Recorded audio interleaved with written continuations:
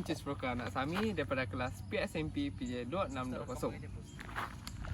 Nanti kalau kita okey. Saya Raihan Hakimi bin Zawakmah dari kelas PISMP PJ 2620. Saya Rafiuddin bin Ahiruddin daripada PISMP PJ 2620. Hai, saya Ronald Jafarin dari kelas PISMP PJ 2620.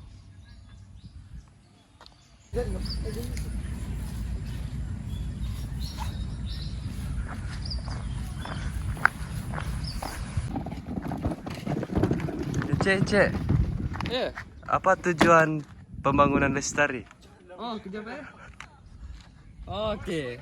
Apa tujuan pembangunan lestari? Okey. Tujuannya adalah untuk memastikan penggunaan sumber-sumber menjadi mencukupi buat masa kini dan juga masa depan bagi generasi yang akan datang, di mana mereka akan memanfaatkan semua jenis kehidupan di muka bumi ini. Maksudnya semua jenis sumber ni dia akan kekal sehingga generasi akan datang. Okey, ia juga amat bergantung kepada pemeliharaan dan pemeliharaan kesejahteraan manusia dan ekosistem secara bersama. Okey, Polisi Malaysia mengenai pembangunan lestari disebut di dalam rancangan Malaysia iaitu pada tahun 1996 sehingga 2000 bagi meningkatkan kebolehan Malaysia untuk membangun secara lestari.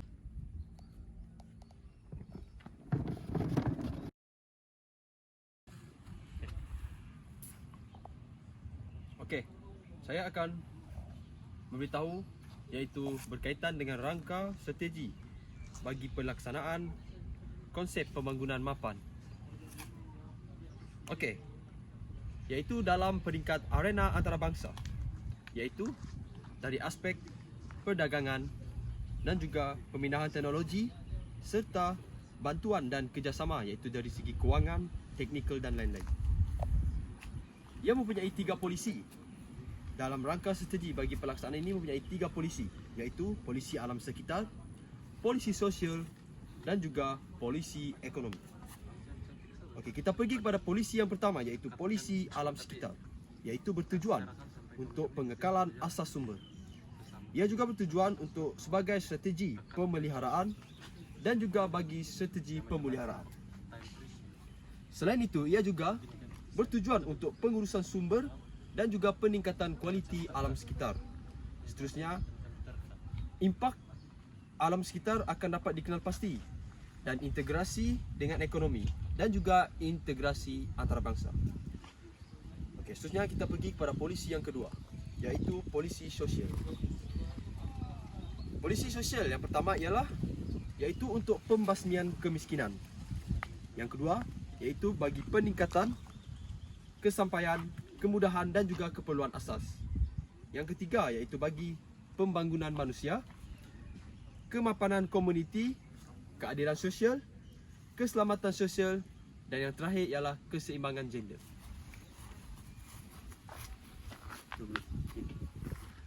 Okey, kita pergi kepada polisi yang ketiga, iaitu polisi ekonomi.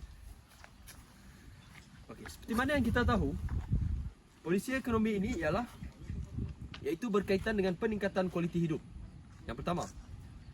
Yang kedua, iaitu bertujuan untuk pengurangan kemiskinan. Yang seterusnya ialah peningkatan ekonomi, orientasi teknologi dan seterusnya integrasi alam sekitar dalam keputusan. Dan yang terakhir ialah menggalakkan pertumbuhan eko serta mengukuhkan kerjasama dalam peringkat antarabangsa. Okey. Apa yang telah saya perkatakan tadi ialah merupakan elemen penting dalam rangka strategi bagi pelaksanaan konsep pembangunan mapan, iaitu dari segi kestabilan politik dan juga sosial serta ekonomi. Itu saja.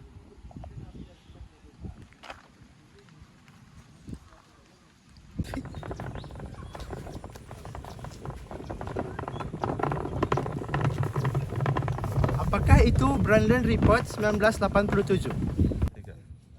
Pembangunan lestari ialah pembangunan yang dapat memenuhi keperluan pada masa sekarang tanpa menjejaskan keupayaan memenuhi keperluan pada masa depan. Menurut Brundtland Report 1987, pembangunan bandar yang lestari harus dijalankan dengan mengambil kira keupayaan menampungnya. Pengambilan sumber, pengagihan bahan buangan serta kadar pencemaran yang dicetuskan ke atas bandar dan kawasan sekelilingnya. Pembangunan bandar yang lestari perlulah mengambil kira keadilan sosial, keperluan asas manusia, kesihatan awam, kesedaran persekitaran dari segi ruang dan masa. Salah satu cara untuk mencapai pembangunan lestari adalah melalui kesihatan ekonomi bandar. Oleh itu, aktiviti ekonomi, peluang pekerjaan dan kemiskinan perlu diambil perhatian dan daripadanya peranan aktiviti informal serta perdagangan skala kecil menjadi penting.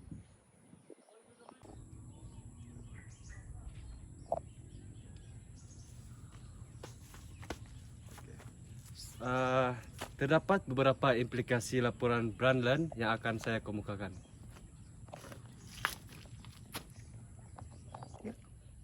Yang pertama, mengambil kira hubungan antara penggunaan sumber alam, pertumbuhan penduduk dunia, dan pembangunan teknologi.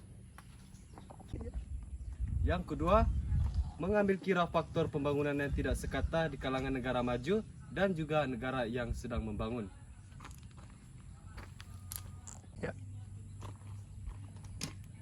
Yang ketiga, mengambil kira faktor kemusnahan alam dan malapetaka alam yang disebabkan oleh tindakan manusia.